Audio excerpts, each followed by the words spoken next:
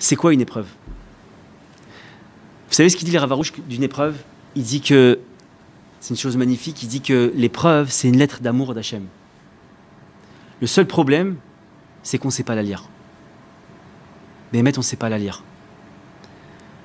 Vous savez, j'aime cette image-là, elle est forte.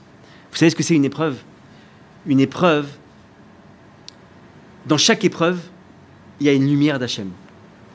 D'où on sait ça?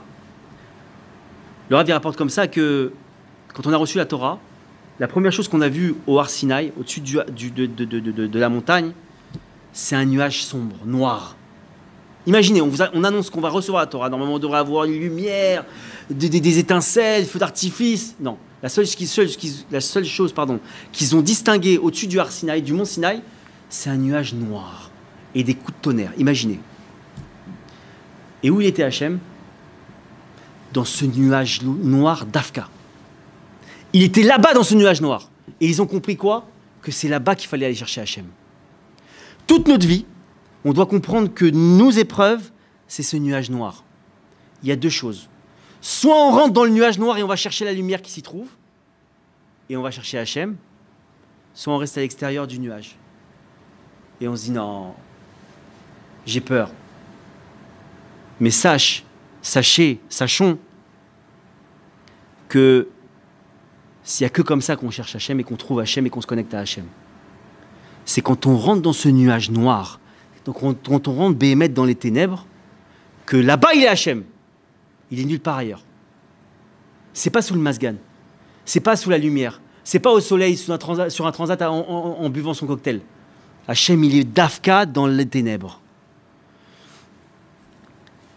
Et sachez que, en vérité, c'est quoi une épreuve? Imaginez un type, il a un jardin comme ça, et il y a un type qui vient comme ça, avec son camion, il vide son camion. Dans son camion, il y a quoi? Pardonnez-moi, sauf votre respect. Il y a du fumier.